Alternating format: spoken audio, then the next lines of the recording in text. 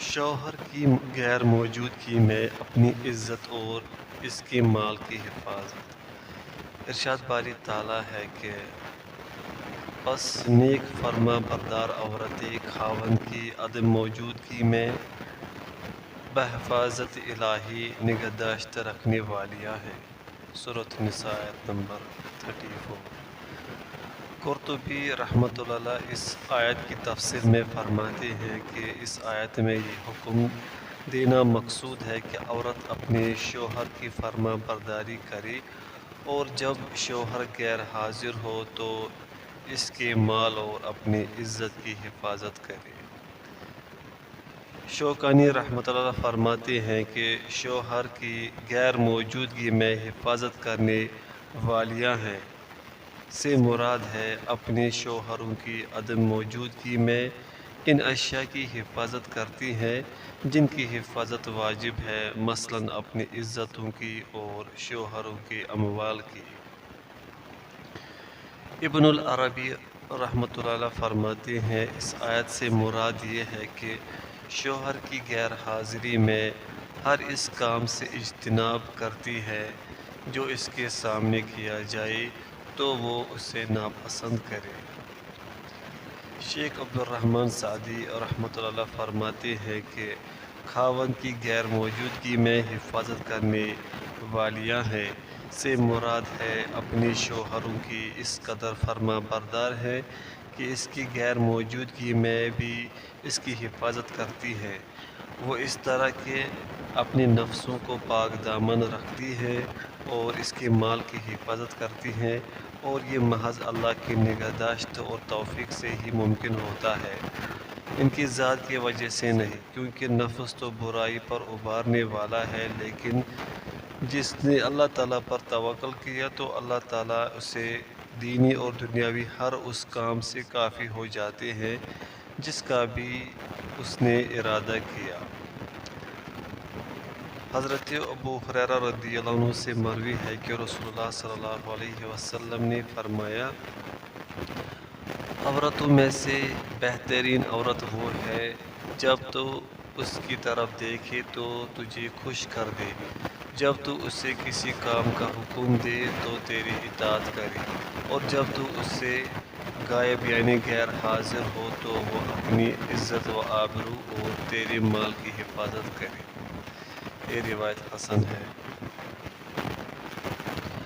حضرت ابن عباس رضی اللہ عنہما سے مروی روایت میں ہے کہ رسول اللہ صلی اللہ علیہ وسلم نے حضرت عمر رضی اللہ عنہ سے فرمایا، کیا میں تمہیں اس سب سے بہتر خزانے کی خبر نہ دوں جسے انسان حاصل کرتا ہے؟ وہ ہے نیک بیوی کہ جب وہ اس کی طرف دیکھے تو اسے خوش کر دے، جب اسے کسی کام کا حکم دے تو اس کی اطاعت کرے، اور جب وہ اس سے غائب ہو تو اس کے مال اور اپنی عزت کی حفاظت کرے۔ یہ روایت شیخ البانی کے نزدیک ضعیف ہے۔ ابو داؤد۔ البتہ شیخ عبدالرزاق مہدی نے اس کو ضعیف کہا ہے، مگر مزید یہ بھی کہا کہ اس کی اور بھی کچھ شواہد ہے جس سے یہ حدیث قوی بن جاتی ہے۔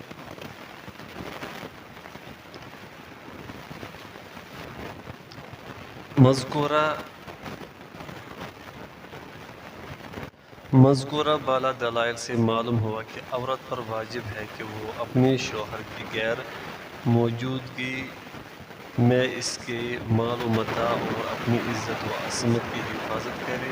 واضح رہے کہ زنا و بدکاری میں ملوث ہونا، چھپے یاریاں لگانا، اجنبیوں کو اپنے بستروں کی زینت بنانا تو دور کی بات ہے۔ اسلام نے عورت کی پاک دامنی کا اس قدر خیال رکھا ہے کہ اسے غیر محرم کو شہوت کی نظر دیکھنے، غیر محرم سے لوچ دار انداز میں گفتگو کرنے اور غیر محرم کے ساتھ تنہائی اختیار کرنے تک سے منع کیا ہے، جیسا کہ مندرجہ ذیل دلائل سے واضح ہے۔ ارشاد باری تعالیٰ ہے کہ مومن عورتوں سے کہہ دیجئے کہ نظریں نیچے رکھے اور اپنی شرمگاہوں کی حفاظت کرے۔ سورۃ النور آیت نمبر 31۔ ایک دوسرے مقام پر اللہ تعالیٰ کا ارشاد ہے کہ اور لوچ دار انداز میں گفتگو مت کرو کہ وہ بات سننے والا جس کے دل میں بیماری ہے لالچ نہ کرے۔ سورۃ الاحزاب آیت نمبر 32۔ فرمان نبی ہے کہ کوئی آدمی ہرگز کسی عورت کے ساتھ تنہا نہ ہو الا کہ عورت کے ساتھ اس کا محرم رشتہ دار بھی ہو۔ صحیح مسلم۔ شوہر کی اجازت کے بغیر اس کا مال خرچ نہ کرنا۔ حضرت ابو امامہ باہلی رضی اللہ عنہ سے مروی ہے کہ میں نے رسول اللہ صلی اللہ علیہ وسلم سے سنا، آپ حجۃ الوداع کے سال اپنے خطبہ میں فرما رہے تھے کہ کوئی عورت اپنے خاوند کے مال سے اس کی اجازت کے بغیر خرچ نہ کرے۔ آپ صلی اللہ علیہ وسلم سے دریافت کیا گیا کہ اے اللہ کے رسول، کھانا بھی نہیں؟ آپ صلی اللہ علیہ وسلم نے فرمائیے تو ہمارے عمدہ اموال میں سے ہے۔ یہ روایت حسن ہے، ترمذی۔ میوس سنہ رحمۃ اللہ علیہ کہتے ہیں عام علماء کی یہی رائے ہے کہ عورت کے لیے اپنے شوہر کے مال سے اس کی اجازت کے بغیر صدقہ کرنا جائز نہیں، اور یہی حکم خادم کا ہے۔ شرح السنہ۔ سعودی مجلس افتاء کی فتویٰ ہے، دراصل کسی عورت کے لیے جائز نہیں کہ وہ اپنے شوہر کے مال سے اس کی اجازت کے بغیر صدقہ کرے الا کہ جو بہت معمولی چیز ہو۔ یہاں یہ بات قابل ذکر ہے کہ اگر عورت شوہر کی اجازت کے بغیر اس کے مال سے کوئی ایسی معمولی چیز خرچ کر دے کہ جس کے متعلق عموماً مالک کی رضامندی ہی ہوتی ہے تو اس میں کوئی حرج نہیں۔ مندرجہ ذیل روایت اسی ضمن میں ہے۔ جب عورت اپنے شوہر کی کمائی سے اس کی اجازت کے بغیر خرچ کرتی ہے تو عورت کو نصف ثواب ملے گا، کیونکہ باقی نصف تو کما کر لانے کی وجہ سے شوہر کا ہی ہے۔ بخاری مسلم۔ شوہر کی اجازت کے بغیر اپنا مال بھی خرچ نہ کرنا۔ حضرت عبداللہ بن عمر رضی اللہ عنہما سے مروی ہے کہ رسول اللہ صلی اللہ علیہ وسلم نے فرمایا، کسی عورت کے لیے شوہر کی اجازت کے بغیر اپنے مال سے بھی عطیہ دینا جائز نہیں۔ یہ روایت صحیح ہے۔ عمر بن شعیب عن ابی عن جدہ روایت ہے کہ عورت کا اپنے مال میں کوئی اختیار جائز نہیں جب اس کا شوہر اس کی عصمت کا مالک بن گیا۔ یہ روایت حسن صحیح ہے، ابو داؤد۔ عبداللہ بن یحییٰ انصاری رحمۃ اللہ کی روایت میں ہے کہ حضرت کعب بن مالک رضی اللہ عنہ کی بیوی اپنا زیور لے کر رسول اللہ صلی اللہ علیہ وسلم کی خدمت میں حاضر ہوئی اور عرض کیا کہ یہ زیور میں صدقہ کرنا چاہتی ہوں۔ آپ صلی اللہ علیہ وسلم نے دریافت کیا کہ کیا تم نے اپنے شوہر سے اجازت لی ہے، کیونکہ شوہر کی اجازت کے بغیر عورت عطیہ نہیں دے سکتی۔ اس نے کہا کہ میں نے اجازت لی ہے۔ اس کے باوجود آپ صلی اللہ علیہ وسلم نے اپنا ایک ساتھی بھیجا اور کعب رضی اللہ عنہ سے اجازت کے متعلق پتہ کروایا، پھر صدقہ قبول فرمایا۔ البانی رحمۃ اللہ فرماتے ہیں پہلے روایت کے تحت فرماتے ہیں کہ یہ حدیث اس بات پر دلالت کرتی ہے کہ عورت اپنی خاص مال کو بھی شوہر کی اجازت کے بغیر خرچ نہیں کر سکتی، اور یہ اس حکمرانی کی تکمیل میں سے ہے جسے اللہ تعالیٰ نے شوہر کے لیے عورت پر مقرر فرمایا ہے، لیکن شوہر کے لیے بھی جائز نہیں جبکہ وہ سچا مسلمان کہ وہ اس حکم کا ناجائز فائدہ اٹھاتے ہوئے عورت پر کسی قسم کی زبردستی کرے یا اسے اس کی ذاتی مال میں بھی تصرف سے روکے۔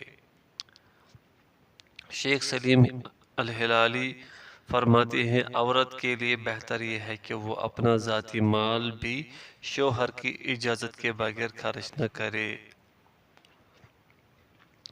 شوہر جسے ناپسند کرے اسے گھر میں داخل نہ کرنا۔ حضرت ابو ہریرہ رضی اللہ عنہ سے مروی ہے کہ رسول اللہ صلی اللہ علیہ وسلم نے فرمایا عورت کسی کو شوہر کے گھر میں اس کی مرضی کے بغیر آنے کی اجازت نہ دے۔ صحیح بخاری۔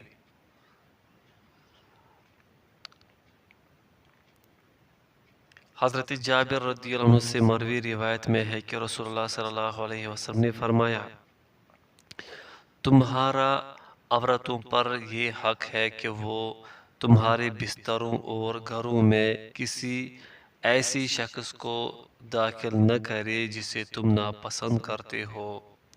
صحیح مسلم۔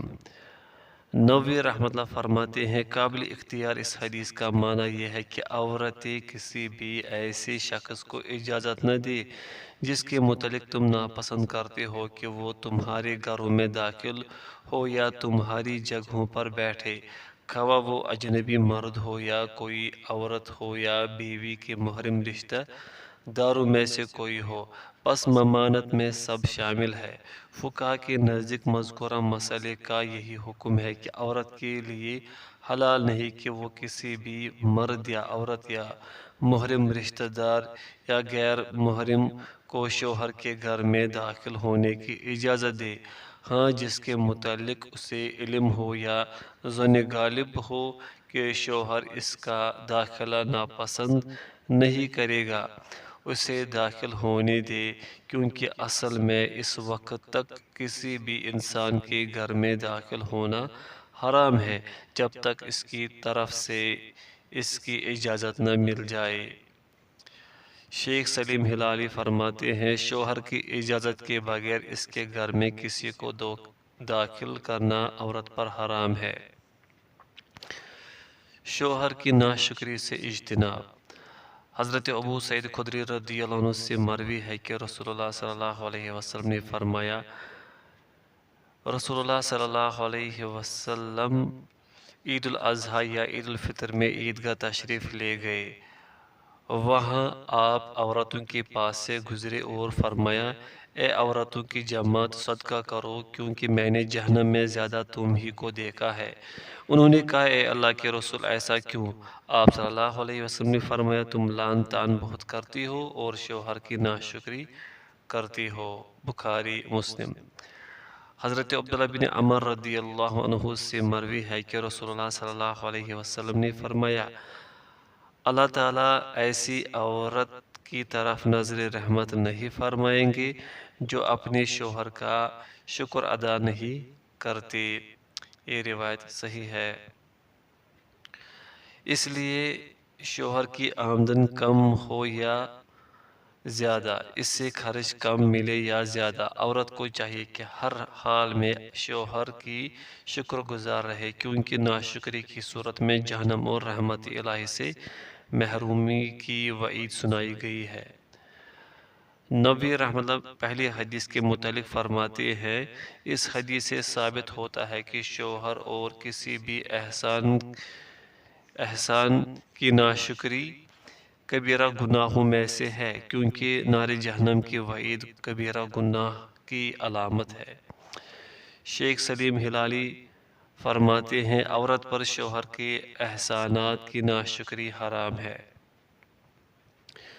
شوہر کی اجازت کے بغیر نفلی روزہ نہ رکھنا۔